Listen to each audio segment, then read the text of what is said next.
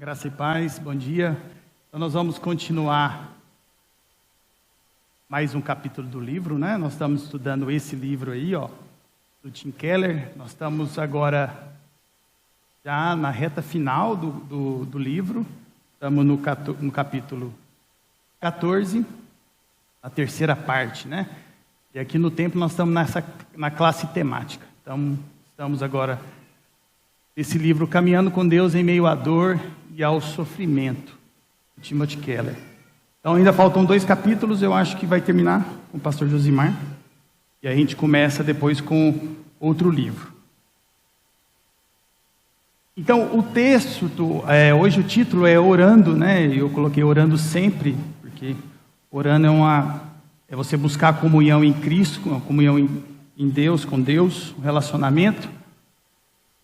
E durante a semana, como o tema era oração, eu também tive a oportunidade de ler um pouquinho do livro do Timothy Keller, Oração, que é um livro muito bom. E toda vez que eu estou preparando uma aula, eu sempre peço a Deus que possa sempre me orientar ou falar comigo. E essa semana, várias pessoas foram falando alguma coisinha e eu fui pegando. E eu quero trazer algumas coisas interessantes para vocês essa manhã. Então, um texto que o Timothy Keller colocou nesse livro, que eu achei muito legal, é o livro do C.S. Lewis, quando ele escreve a carta do diabo ao seu aprendiz. Eu coloquei bem pequenininhas as letras, João, em homenagem ao João lá atrás. O João sempre brinca comigo. As letrinhas suas são bem pequenas. Aí eu falo, mas eu já garanto um teste oftalmológico para todo mundo. É para todo mundo já ver se não está muito bem, e no final vem falar comigo, eu não estou enxergando muito bem. Então já é um teste oftalmológico grátis, 0800. Então o C.S. Lewis fala o seguinte, sobre o sofrimento, que é bem interessante. Em vez de eu ler lá atrás, eu estou vendo aqui, né? Eu sou esperto. O inimigo permite que a decepção... Então, só para vocês entenderem, a carta é o diabo falando para o seu aprendiz, né, o demônio, como tentar o humano. Então, é o diabo falando o seguinte: o inimigo, que na verdade no livro é Deus, o inimigo permite que a decepção, o sofrimento, a decepção aconteça nos umbrais de cada empreendimento humano. Então, em cada situação humana, no seu trabalho, no seu relacionamento em casa, o inimigo permite, Deus permite que a decepção ocorra nos umbrais de cada empreendimento humano. Acontece quando o garoto que se encantou na infância com as histórias da Odisseia cai na realidade ao estudar grego. Acontece quando os namorados se casam e começam a tarefa verdadeira da convivência em casa. Em cada aspecto da vida, a decepção marca a passagem da aspiração idílica para a ação laboriosa. O inimigo, Deus, assume esse risco porque tem a fantasia curiosa de transformar esses insignificantes vermes humanos nojentos, muito interessante, no que ele chama de seus adoradores servos livres. Então é uma brincadeira que o C.S. Lewis faz no livro dele. Filhos é a palavra que ele usa com seu amor inveterado que degrada todo o mundo espiritual pelas ligações antinaturais com esses animais de 2 pernas. Desejando a liberdade deles, o inimigo se recusa a conduzi-los, simplesmente por suas afeições e hábitos, aos objetivos que ele mesmo traçou para essas criaturas. Ele deixa que ajam por conta própria. Então, é como se Deus deixasse a gente nosso livre-arbítrio, as nossas escolhas. Aí está a nossa oportunidade. O diabo falando para o seu aprendiz. Mas não esqueça, aí também mora o nosso perigo. Se forem bem-sucedidos na travessia desse deserto inicial, desse sofrimento, tornam-se menos dependentes das emoções e, consequentemente, mais difíceis de serem tentados. É interessante porque no livro C.S. Lewis fala justamente isso, que quando a gente passa por um sofrimento muito grande, a gente acaba só levando as nossas emoções à flor da pele. que muitas vezes você precisa ser racional. E para ser racional, você nesse momento precisa ter uma base na Bíblia de oração, uma vida com Deus. E é isso que o C.S. Lewis fala. Quando o diabo, aqui no livro, fala que a gente passa por esse deserto, a gente entende o que o sofrimento nos traz na nossa vida, nós somos menos dependentes das emoções, mais racionais, para lidar com o sofrimento no nosso dia a dia. Então esse é o livro que o C.S. Lewis leu, que é Cartas de um Diabo, escreveu, que é Cartas de um Diabo a seu aprendiz. Então, sobre o sofrimento, nós já estudamos bastante, nesses capítulos todos aqui, e o que a gente mais sabe, o Daniel comentou bastante na última aula, há 2 semanas atrás, quando ele teve a funcionária da casa dele, né? Ele tinha que falar alguma coisa. Obrigado.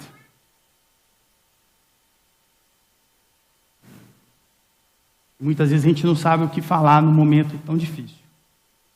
E até palavras verdadeiras, elas não ajudam muito a gente na dificuldade. Então, muitas vezes as palavras verdadeiras, tem que falar das tolas, mas as palavras verdadeiras, muitas vezes não ajudam quem está nesse momento crítico, porque essas pessoas já sabem dessas palavras verdadeiras.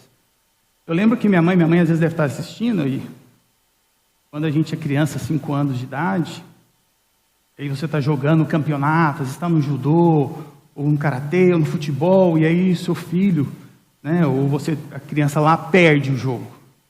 Aí minha mãe chegava, Demar, que vale é competir. Aí você, com uma criança de 5 anos, é um caos você falar isso. A criança não entende, quer ganhar. E é a mesma coisa, você vai falar para a criança, vale a pena competir, né? Então, essas palavras verdadeiras, elas não servem para quem está passando por um momento difícil. A criança, é melhor você chegar na criança e falar o seguinte: filho, você foi bem, mas vamos treinar mais, vamos estudar mais, porque vale a pena competir. Então, quando a gente passa por um momento difícil, às vezes você fala assim, como eu já falei várias vezes, Deus sabe o que faz, Deus está no controle. As pessoas sabem disso, elas já entendem isso. Isso não vai ajudar. Às vezes vale muito mais a pena você dar um abraço sincero, sem falar nada, ou foi um abraço carinhoso numa pessoa, ou às vezes falar, vou orar por você. Às vezes essa sinceridade, você colocar o coração nesse momento junto com a pessoa que está sofrendo, vale muito mais a pena. Então nós sabemos que o sofrimento, nós já estudamos aqui que o sofrimento faz de você talvez uma pessoa muito melhor, ou muito pior do que era.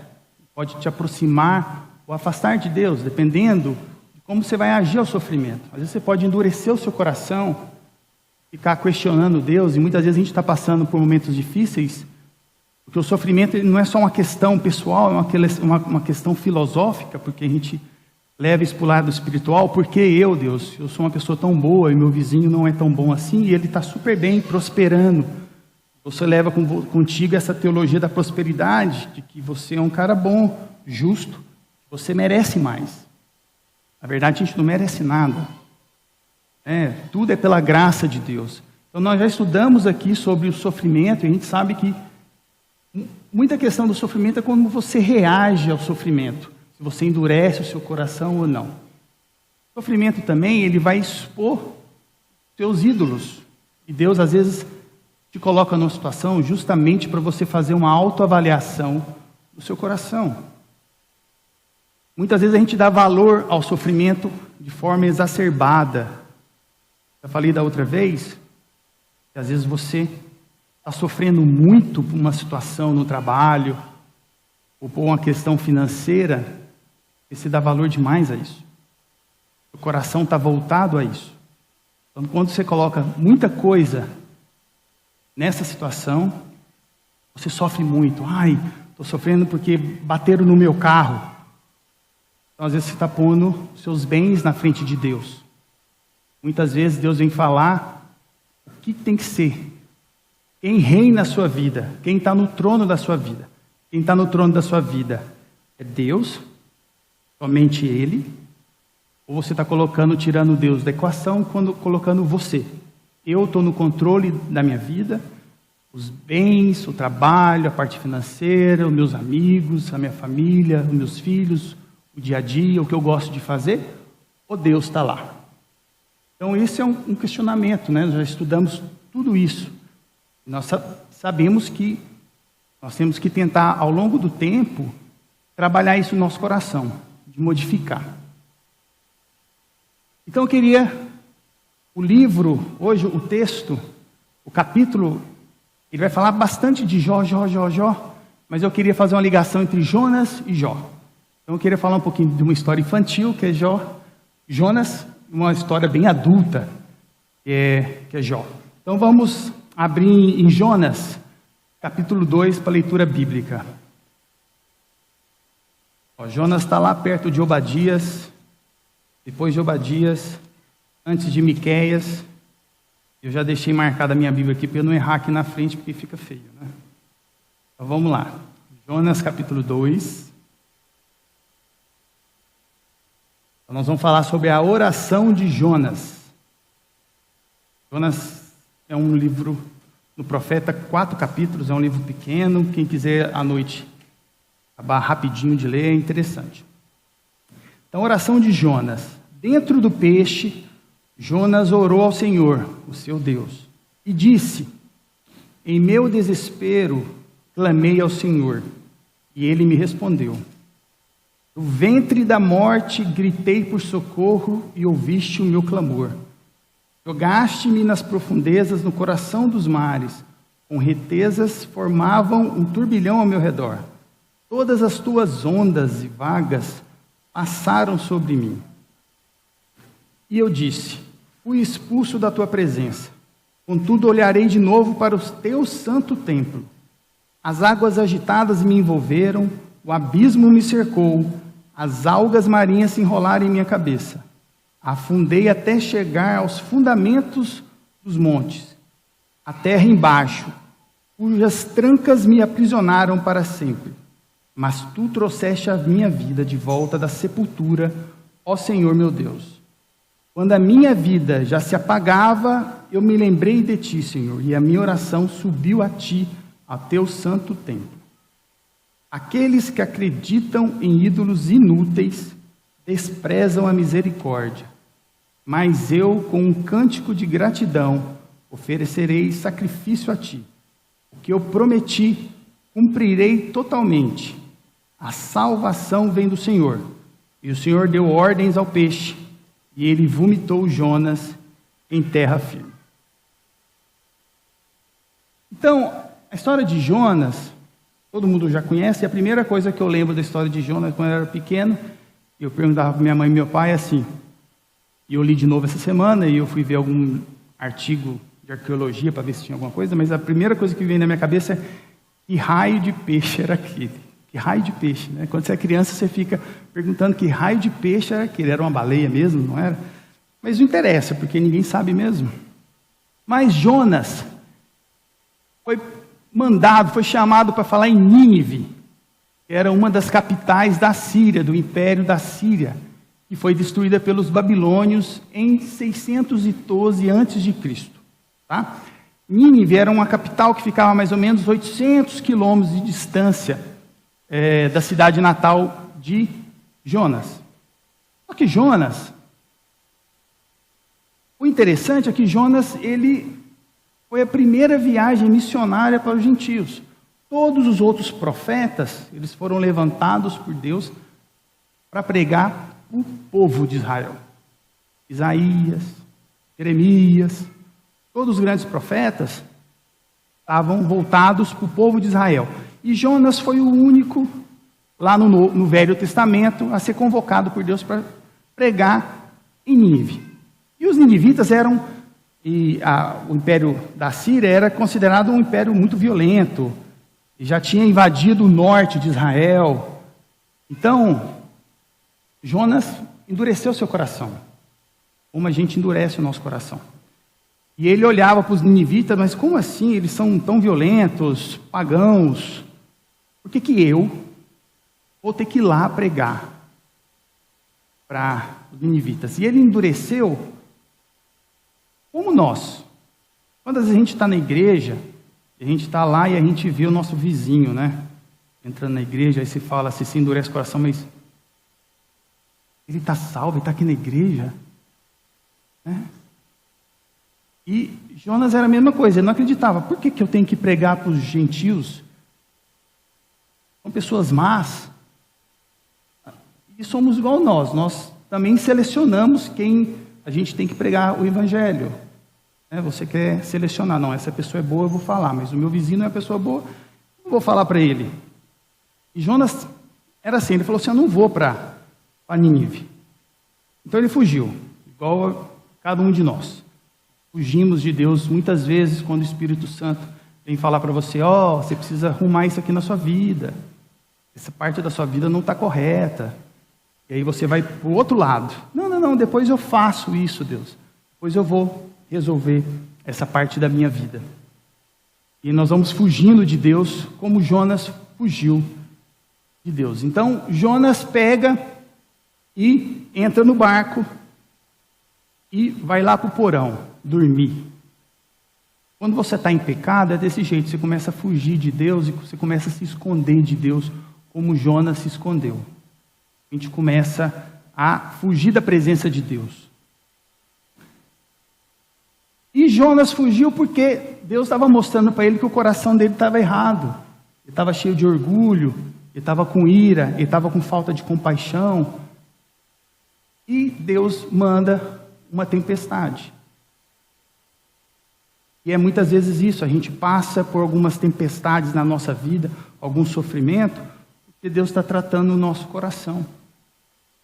Às vezes a gente está cheio de orgulho próprio, igual Jonas, e Deus vem mostrar para você, você precisa tratar isso. Deus está mostrando para Jonas o que aconteceu. Jonas, então, estava lá dormindo quietinho, né? Um sono profundo. Interessante que a gente consegue fazer duas ligações aqui. Em Mateus 8:23, Jesus acalma a tempestade e Jesus estava onde? No barquinho, dormindo. Um sono profundo. Estava tranquilo. Os discípulos chegaram, falaram para o mestre, nós estamos morrendo de medo, vamos todo mundo morrer, você não vai fazer nada. E Jesus estava tranquilo, porque Ele é soberano, Ele sabe de todas as coisas. Ele está tranquilo porque Ele está no controle de tudo.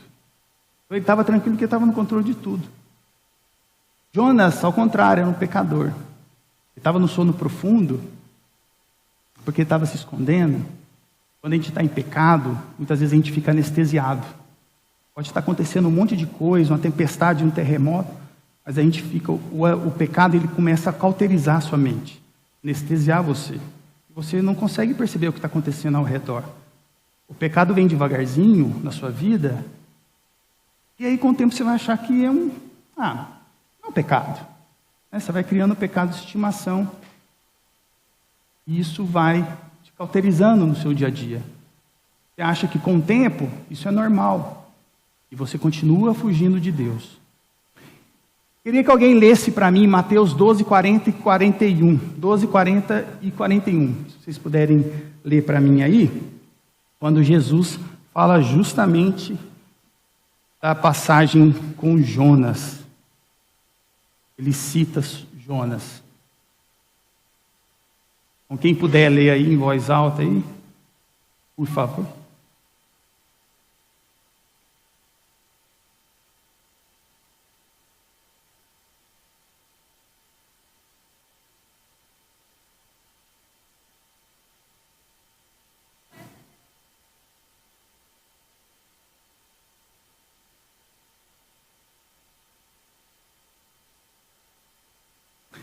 Então aqui é a palavra, né, o livro de Jonas apontando para Cristo. Quando Jonas então fica no peixe, né, 3 dias e 3 noites, apontando para Jesus Cristo. Então Jesus fala sobre isso. Engraçado que tem alguns comentaristas da Bíblia que referem como se Jonas tivesse morrido, na verdade. Tá? É interessante que, até é uma ideia legal, fala que Jonas morreu e aí ele ressuscitou.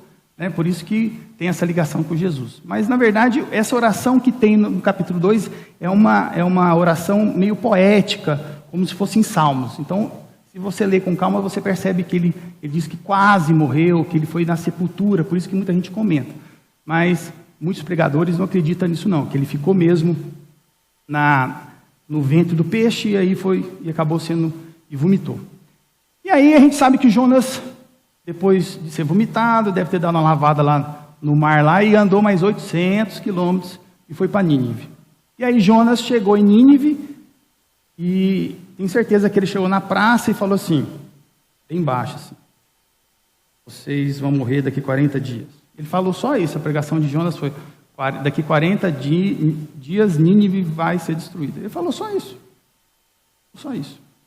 E Nínive inteira se converteu. A verdade é a mensagem de Cristo, né? A mensagem da palavra, que renova, que restaura os corações. Não tem nada a ver com quem está pregando. Jonas com certeza foi com o coração duro ainda, porque depois ele saiu da cidade e ficou esperando para ver se Deus ia destruir. Deus não destruiu, porque Deus é um Deus de misericórdia. E aí Jonas sofre de novo, porque Deus mata a plantinha lá que estava fazendo sombra para ele, e ele fica mais irritado, e ele faz um piti querendo morrer igual Elias, e entra em depressão. Então eu queria falar com vocês sobre alguns pontos do sofrimento de Jonas. Então, primeiro é que o sofrimento de Jonas, ele pode vir, igual o nosso sofrimento, ele pode vir em prestações. Jonas passou por uma tempestade,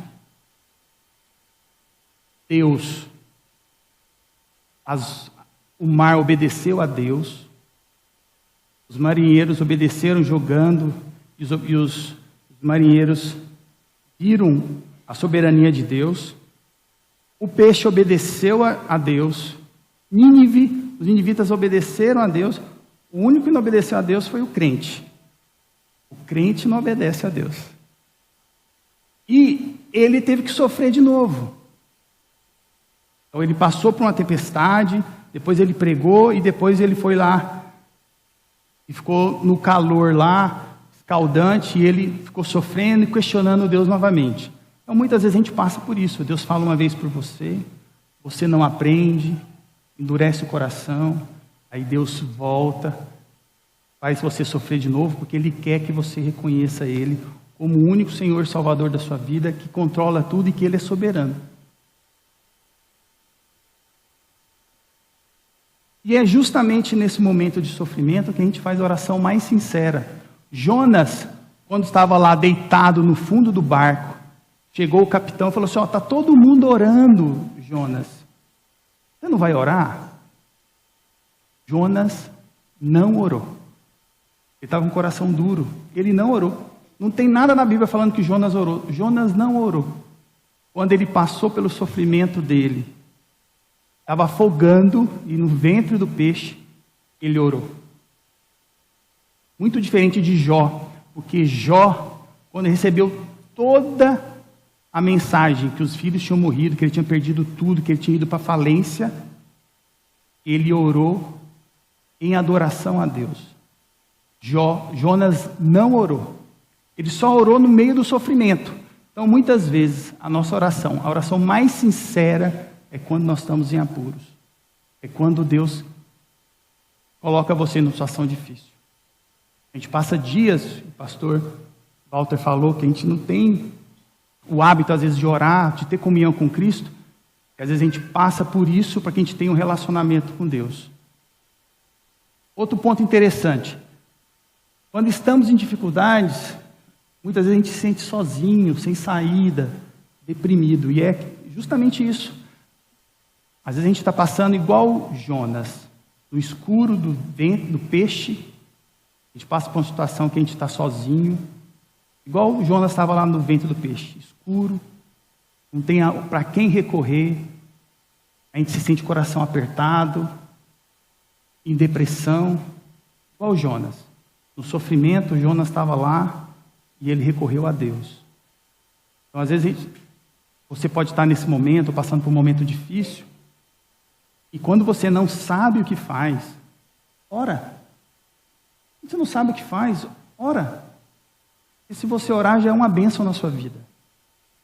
Jonas não tinha o que fazer. Ele estava lá no ventre, parado, e ele lembrou de Deus, e ele reconheceu a soberania de Deus, e ele pediu perdão, e ele orou sinceramente a Deus. Então, se você está num momento difícil, você não sabe o que faz, que você não vê nenhuma saída, ore. E se você orar, já valeu a pena, já é uma bênção na sua vida. E o sofrimento, ele pode ser a sua salvação. Quando a gente vê a história de Jonas, a gente vê o peixe igual os amigos de Jó. Os amigos de Jó chegaram lá e a gente olha, eles eram aquela teologia punitiva, né, de punir Jó. E a gente vê o peixe como sendo o sofrimento de Jó. O peixe foi lá e engoliu Jó, e é o sofrimento, mas na verdade, o peixe não foi o sofrimento de Jonas, né? Desculpa, Jonas, às vezes eu fico confundindo um pouco. O peixe não foi o sofrimento de Jonas. O peixe foi a salvação de Jonas. Foi o peixe mandado por Deus que fez o Jonas não morrer, porque ele estava morrendo, ele estava afogando. Se você lê a oração, ele fala que ele estava afogando, que ele teve as algas marinhas na cabeça, que ele estava lá no fundo já, e o peixe salvou ele, na verdade. A gente tem uma noção de que o peixe era uma punição de Jonas, mas não era. Deus estava salvando Jonas. Foi o peixe que fez ele ficar lá no ventre e ele fazer a oração mais sincera da vida dele. Então, às vezes o seu sofrimento pode ser sua salvação, às vezes o seu sofrimento pode ser a bênção na sua vida, na vida de outras pessoas, para que você realmente volte os seus olhos ao que interessa, que é Cristo. Então, o sofrimento que era o peixe, a vida de Jonas, não era o sofrimento, era a salvação. Deus mandou para salvar Jonas. Porque Deus é um Deus de misericórdia. Ele teve misericórdia de Nínive, Ele teve misericórdia dos marinheiros, Ele teve misericórdia e deu uma segunda chance para Jonas, coisa que Ele não deu a chance para Moisés, mas Ele deu para Jonas. Jonas, ele era um profeta de Deus, mas ele estava justamente isso. Igual nos dias de hoje, a gente vive às vezes uma religiosidade muito externa. E o que Deus quer é nosso amor e devoção. E o Jonas era um profeta, ele estava com o coração duro, então não estava com o coração voltado para Deus. Então é essa a diferença. Quando Jonas foi chamado, Jonas não estava com o coração com compaixão. Ele era um profeta, mas só de uma religiosidade externa. E Deus queria mudar o coração de Jonas. E o que a gente entende do livro de Jonas é que o livro de Jonas não é sobre Jonas, não é sobre o peixe. O livro de Jonas é sobre Deus.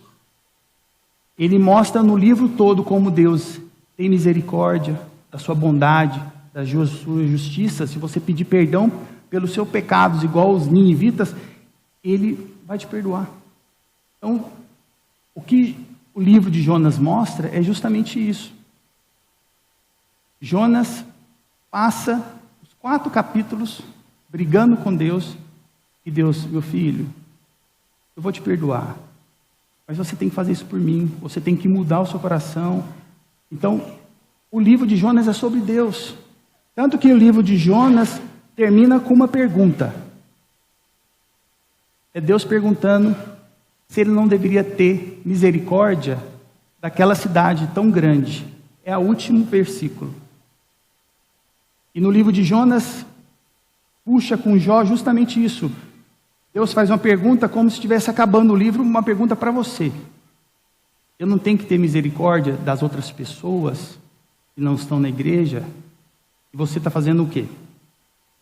Você vai pregar e você vai dar o testemunho da sua vida? Para Jó, Deus não respondeu nada, só falou que Ele é soberano.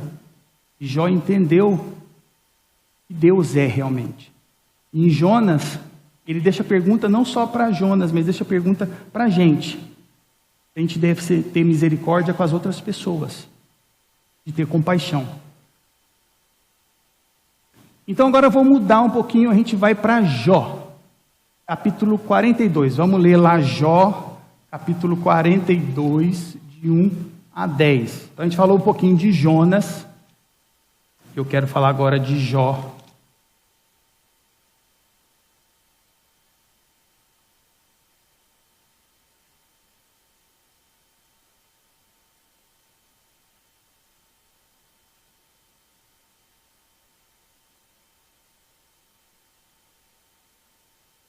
Jó.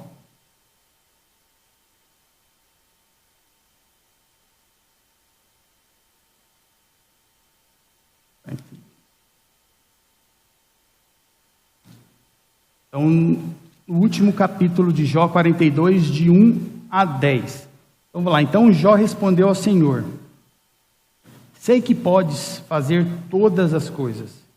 Nenhum dos teus planos pode ser frustrado. Tu perguntaste: quem é esse que obscurece o meu conselho sem conhecimento? Certo é que falei de coisas que eu não entendia, coisas tão maravilhosas que eu não poderia saber. Tu dizestes: agora escute, e eu falarei. Vou fazer-lhe perguntas, e você me responderá. Meus ouvidos já tinham ouvido a teu respeito, mas agora os meus olhos te viram. Por isso menosprezo a mim mesmo, e me arrependo no pó e na cinza.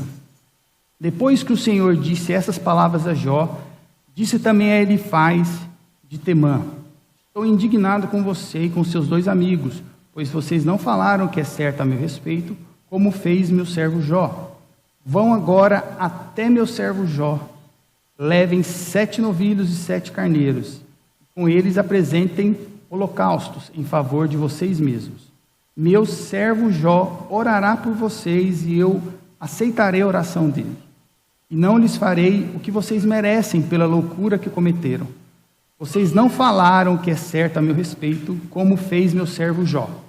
Então Elifaz de Temã, Bildade de Suá e Zofar de Naamate fizeram o que o Senhor lhes ordenara.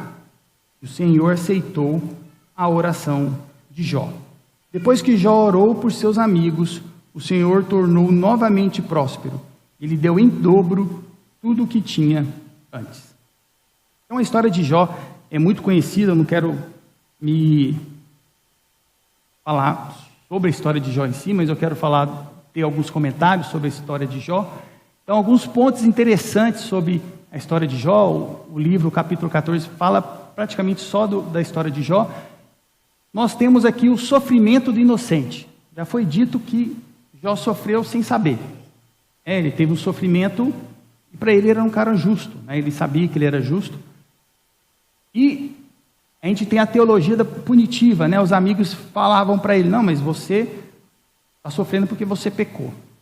E a gente carrega muito hoje, até hoje a gente carrega isso, né? Alguém que está sofrendo, a gente fala: ele fez alguma coisa.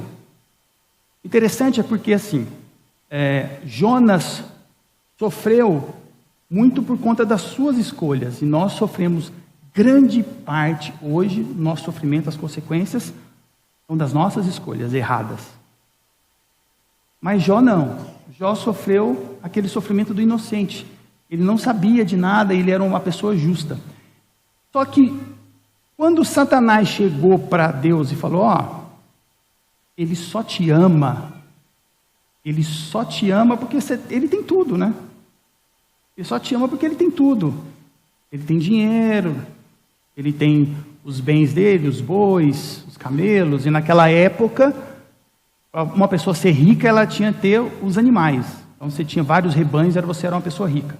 E Jó tinha tudo, tinha família, tinha 10 filhos, estava tudo maravilhoso na vida de Jó. Tinha saúde, então Satanás chegou e falou: ele só te ama por conta disso. Então ele foi perdendo tudo. Só que uma coisa, Satanás tinha um pouquinho de razão.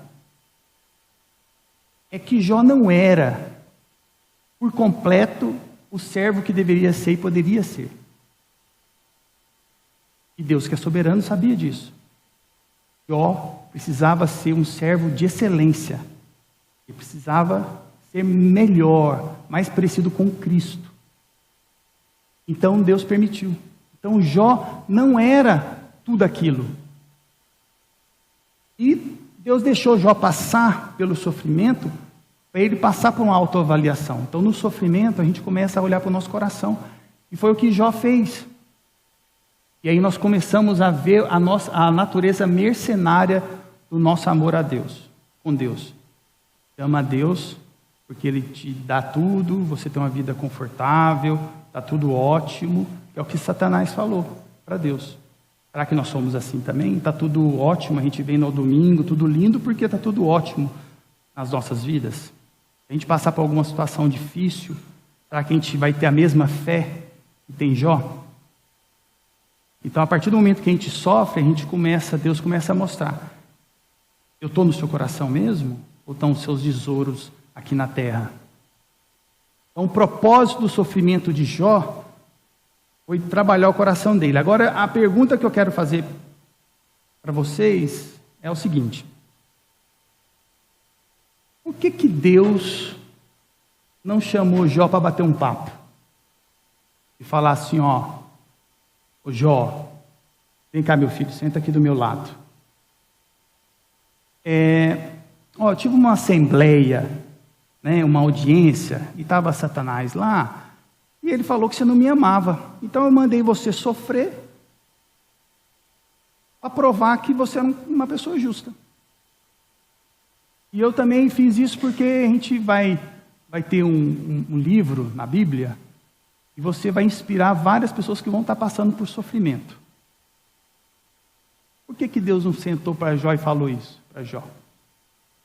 Deus só fez um monte de pergunta para Jó, mas por que Deus não abriu o jogo com Jó? Jó, fica aí tranquilo que a gente está fazendo um joguinho aqui, você está bem na fita, você é o cara mais justo aqui da época, aqui, então eu te escolhi, né? E aí você fica aí firme. Você está entendendo agora? No final, no capítulo 42, Jó não fala assim, agora eu sei de tudo. Ele não fala isso. Ele só fala que Deus é soberano. Ele pede perdão pela pequenez dele. Ele não sabe de nada, na verdade. Alguém quer tentar aí falar por que Deus não falou isso? Jó? Hã? O que mais?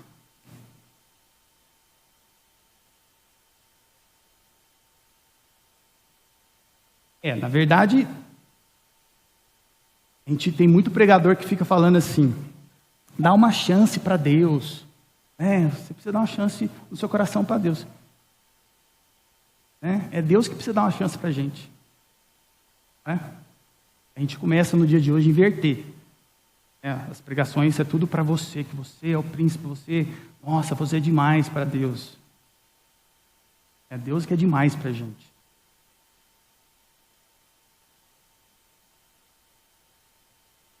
Tenha dó. Por que disso? Precisava tanto assim. Podia maneirar, né? Mas Jó, Deus não falou. Porque,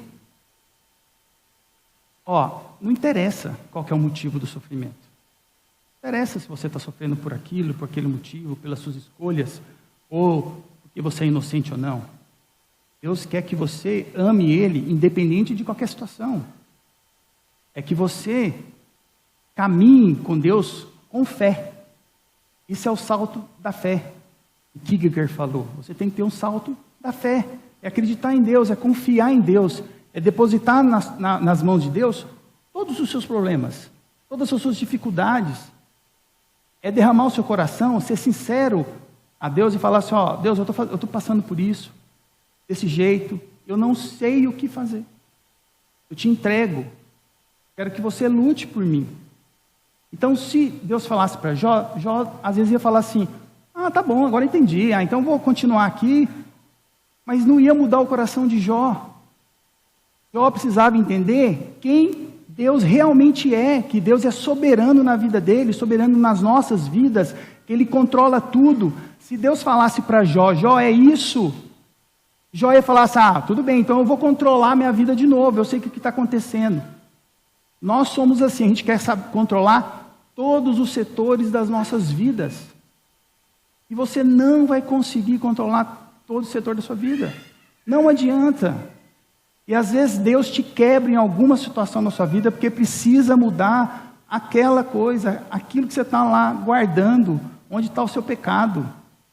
Se você não quiser mudar, Deus vai fazer você sofrer até entender quem Ele realmente é na sua vida, que Ele é soberano, que Ele vai cuidar de você, que Ele está cuidando e que tudo coopera para o bem daquele que o ama. Só que Ele vai trabalhar na sua vida, de qualquer forma. E é isso que Ele mostrou para Jó. Jó era um justo, mas ele precisava melhorar, como eu preciso melhorar, como você precisa melhorar. Quando eu subo aqui aos domingos, eu peço perdão para Deus, porque às vezes eu não me sinto digno, eu preciso mudar ainda muita coisa na minha vida.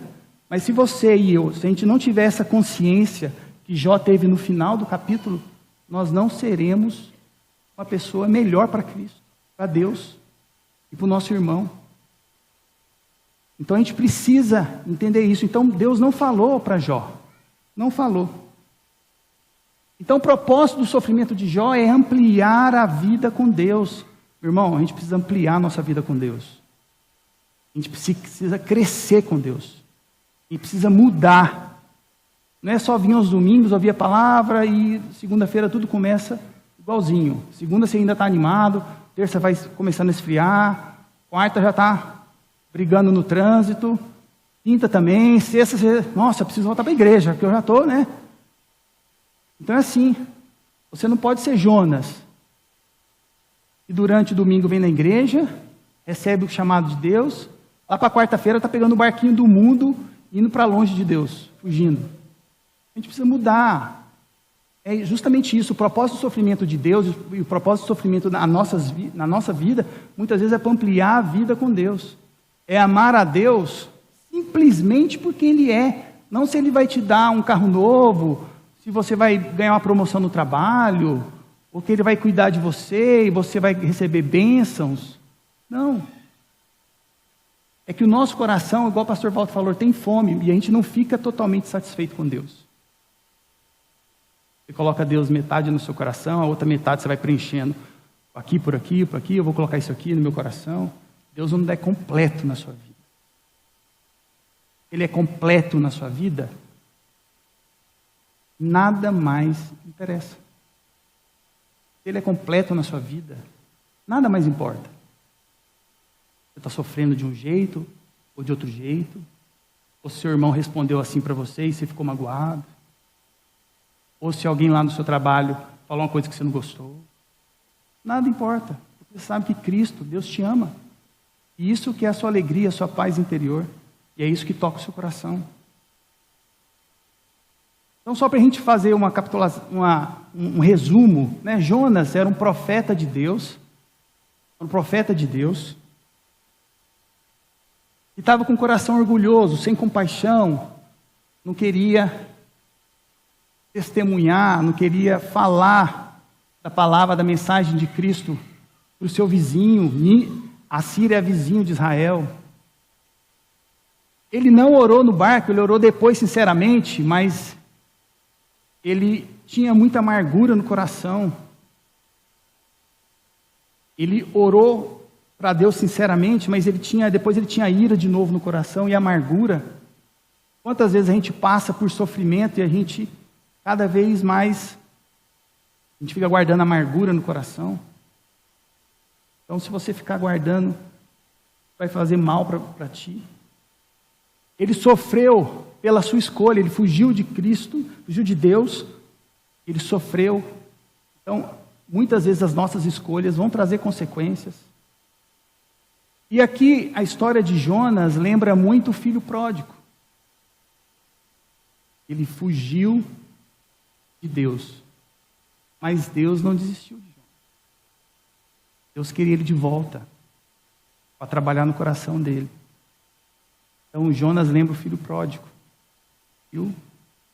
Deus foi atrás dele, deu a segunda chance para ele. Deus tem misericórdia do que ele fez, e chamou ele para voltar.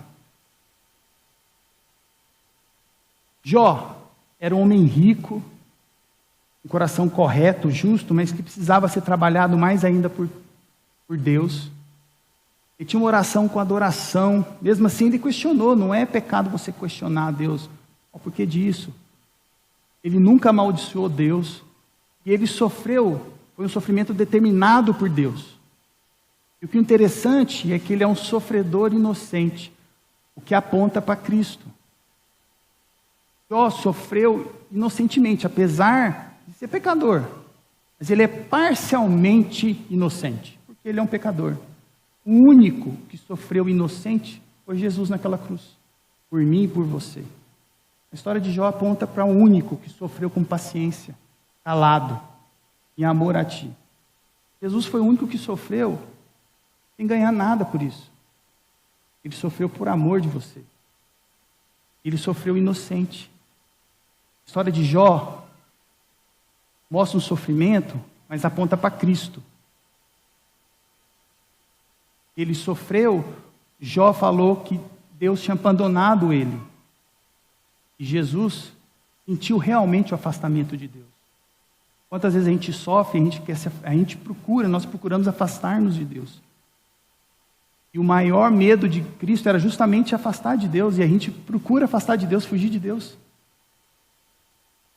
E ele sofreu naquela cruz, afastado do Pai por conta do nosso pecado, morrendo naquela cruz por cada um de nós, sofrendo por você e por mim, o nosso sofrimento, o nosso pecado naquela cruz. Então ele foi o único sofredor inocente, sem pecado, imaculado. Então essa história, as duas histórias apontam para Cristo. Apontam para Deus, pelo seu plano de redenção nas nossas vidas. Então, continuando, Jonas e Jó, independente do nosso sofrimento, Deus quer tratar o nosso coração. Se foi por escolha, pelo que você está passando, você tem que entender que Deus tem um propósito, um plano na sua vida. Que Ele sabe o que está fazendo. Ele quer ser Senhor das nossas vidas e ter um relacionamento verdadeiro. Por isso que a gente precisa buscar a Deus em oração, obedecer a Deus. E essa semana a Ana Paula falou para mim, eu guardei isso.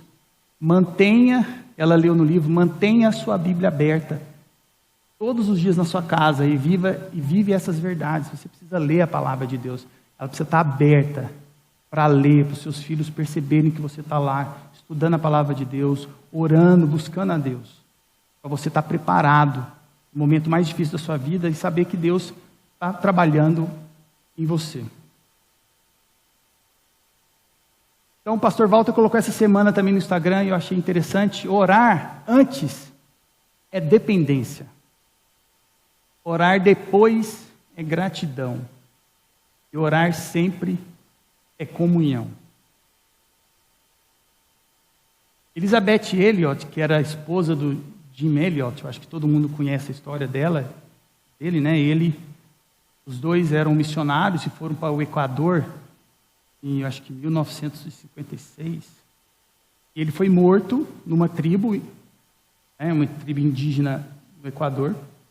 Ela não estava com os amigos, né? Eram os amigos do Jim Elliot. Ele morreu e depois ela voltou nessa tribo. Ela teve uma filha com ele e ela depois escreveu vários livros. Naquele sofrimento que ela passou, né? Ela poderia questionar Deus, mas interessante que a vida de Jim Elliot, ele inspirou vários outros missionários a continuar a pregar o Evangelho. Então, às vezes a gente não entende o que Deus está fazendo e às vezes a gente nunca vai entender. Mas a vida e a história de Elliot acabou abençoando várias pessoas, vários missionários que se interessavam em ir para frente nas missões. E ela escreveu o seguinte, ela foi autora de vários livros. Deus é Deus, e se é Deus, Ele merece minha adoração e meu serviço. Não encontrarei descanso em outro lugar que não seja em sua vontade.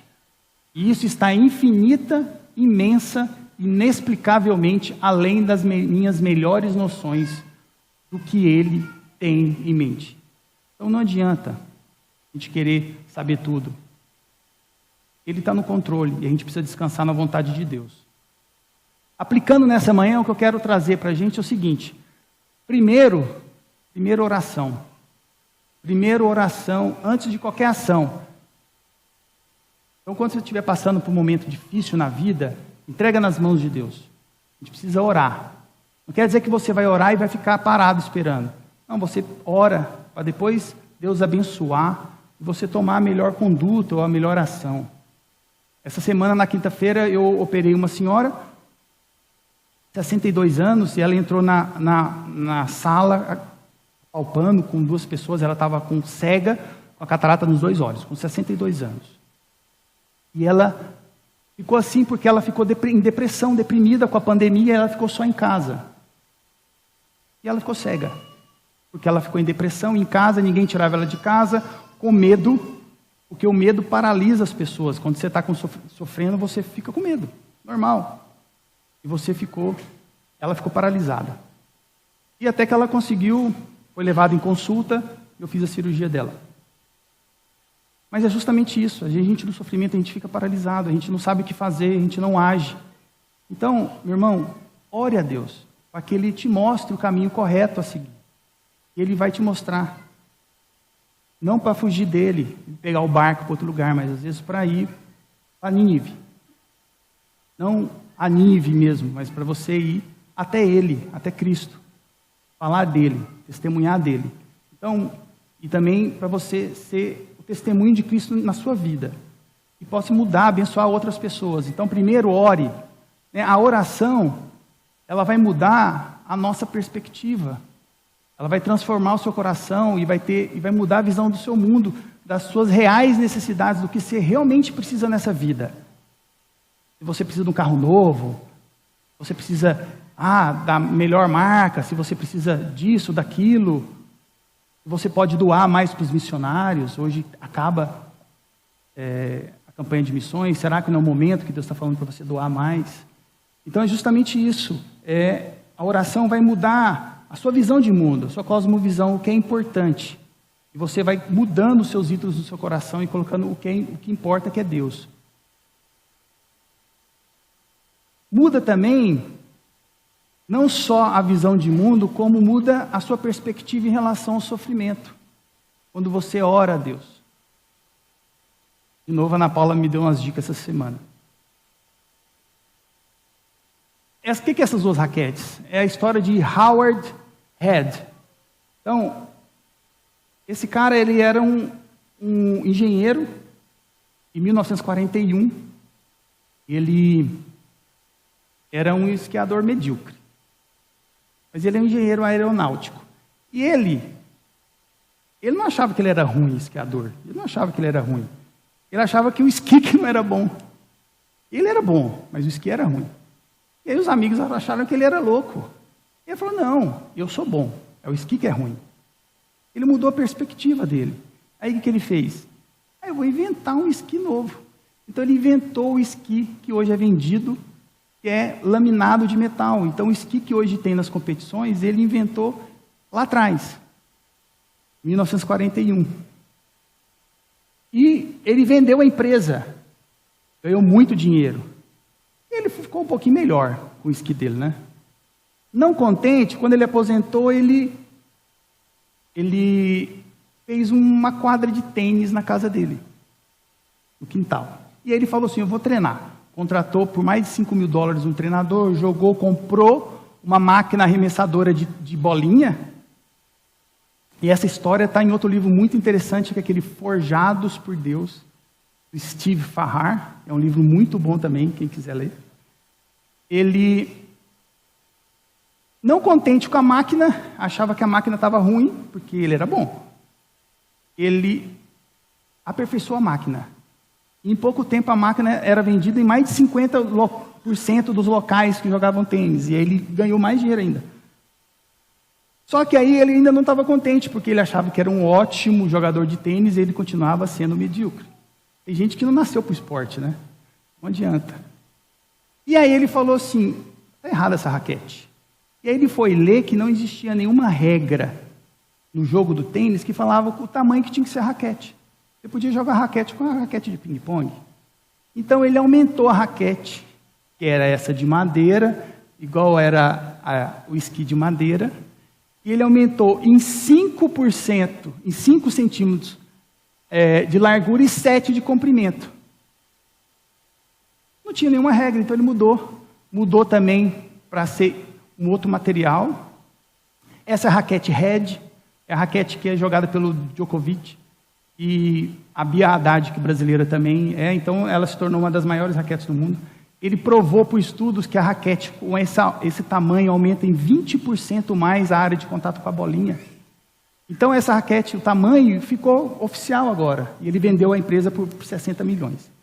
Então essa história é o seguinte: ele achava que ele era ótimo, mas ele olhava para um outro lado, para outra perspectiva. E é isso que a gente tem que mudar na nossa vida.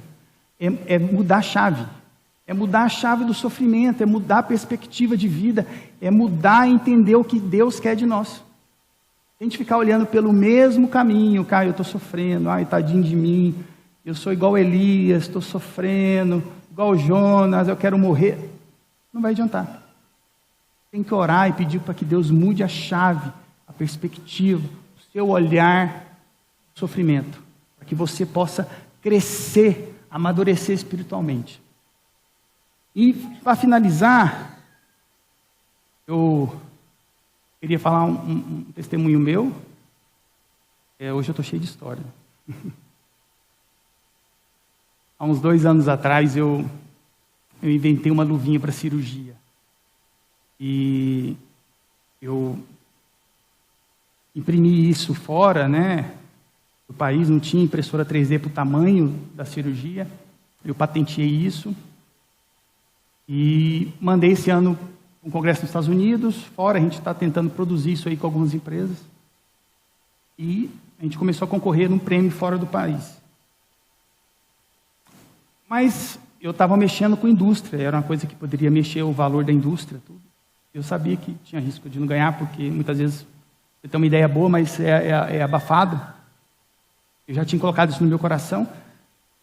Mas eu estava em luta com Deus, porque eu falei assim, ó Deus, se eu ganhar, pode ser ruim para mim.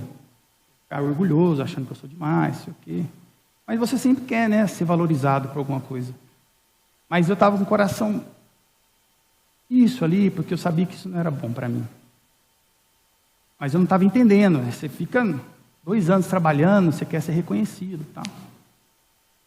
E antes de eu viajar para os Estados Unidos, eu acompanho vários pecadores no Instagram, o Augusto Nicodemos, o Sayão, o pastor Josimar. Pastor Clóvis eu não acompanho, porque a Ana Paula acompanha e tudo que ele posta ela me mostra. Então eu me sinto já seguindo, né? Então eu sei tudo. E aí tem o Tiago Mates, e aí tem uma foto da filha dele de 2 aninhos, no nevoeiro assim, e ela falando uma frase, cantando uma música, e isso me marcou. Como Deus, né, pega coisas simples para marcar a sua vida. E aquela frase marcou. E aí quando foi para revelar o prêmio, eu falei para mim assim, ó, Jesus, basta. Eu repetia no meu coração, Jesus Cristo, basta. A mensagem para vocês essa manhã é, basta. Mas nada interessa. Eu não ganhei, foi a melhor coisa do mundo. Porque Deus mostrou para mim, eu escrevi para a Ana Paula na mesma hora. Jesus Cristo basta. Isso é o que interessa. Então, para você sair nessa manhã, a minha mensagem hoje, independente do que você esteja passando, a dificuldade que você esteja passando, você tem que colocar no seu coração e repetir isso na sua mente. Jesus Cristo basta. Ele possa transformar o coração de nós a cada dia das nossas vidas. Amém? Bom domingo.